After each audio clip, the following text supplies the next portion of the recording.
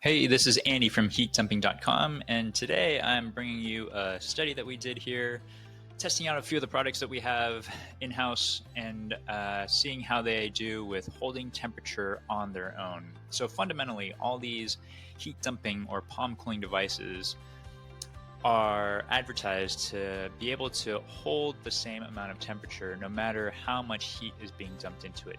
So at its core, it needs to make sure that it's able to hold a temperature for a sustained period of time. So that's what we're testing out today. We have 4 different products here that we're going to be trying out, and all I was trying to see is, can it stay within the target temperature on its own for 2 hours?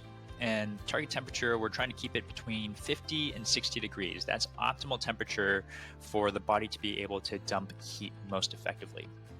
So the setting that we're going to be using it in, I just wanted to see if actually all these products could do it in a setting where most people would be using it, which is kind of an air-conditioned, very comfortable environment. And so the temperature was controlled between 70 and 71 degrees for the entire time.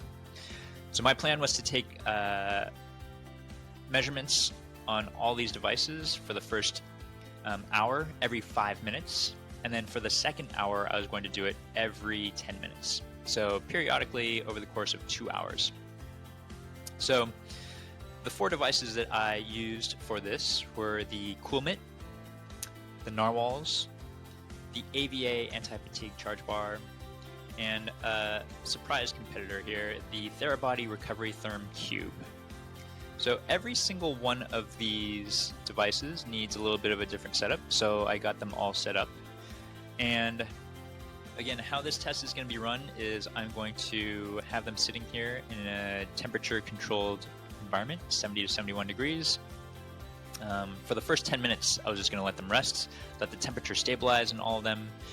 And then from minutes 10 through 60, I was going to take their surface temperature every 5 minutes. And then from minutes 60 to 120, which is hour 2, I was going to take it every 10 minutes.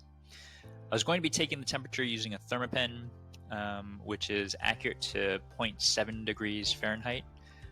All it does is it takes the temperature at the very tip.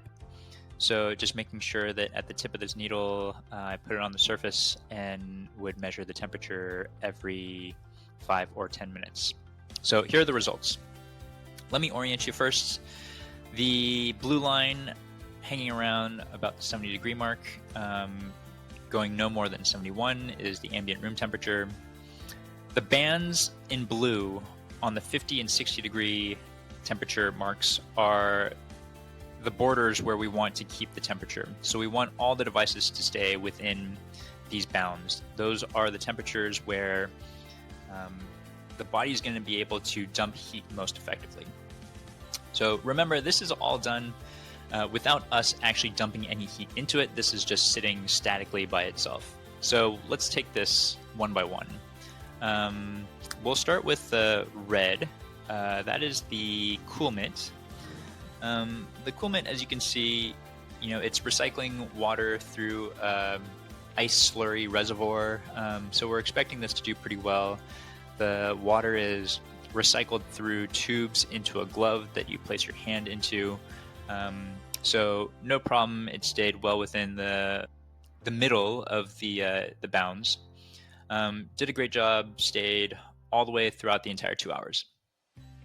The orange line right underneath it is the Recovery Therm Cube by Therabody. This is actually a device that's not meant for palm cooling, but I had it and was kind of intrigued by it, so I tested it out.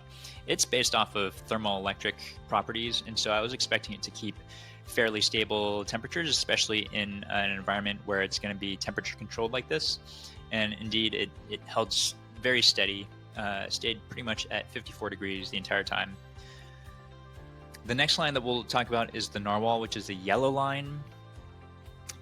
It started out a little bit high and then came down and then was able to stabilize pretty well. The thing that I will tell you about the Narwhal is I think that it started out high because the way that the Narwhals work actually is there's a cool, not cold pack. It's a bottle that you freeze overnight and you put it into the Narwhal itself and then fill it with water. it takes a little bit of time for the water to stabilize and for the water inside to get cold. And I don't think that I agitated the water enough, which means I didn't shake the narwhal. So it took a little bit of time for the narwhal to actually cool down. The website says it usually takes about 10 minutes. I know that if you probably agitated it a little bit more and just made sure that you really kept good tabs on the temperature of the water that you put into it, making sure that it's cold enough that it probably would stabilize a little bit faster. But as you can see, once it went down, it stayed nice and cool the entire time. And then the last line that we'll look at is the AVA Anti-Fatigue Charge Bar, and that's in green. So this bar is a fairly simple device. It's a bar that you just pop the top off, you fill it with cool water, and then you replace the cap. And then you use that. I didn't know anything about the thermal conductivity or the capabilities of the insulator, but the thing that we found in our study here was that within 30 minutes it fell out of the 60-degree band, and it continued to actually get warmer until it kind of stabilized. But by the time it stabilized, it was way beyond what is effective temperature territory. So that was the one device here of the 4 that I tested that in an environment where no heat is added, it had a hard time keeping temperature just on its own.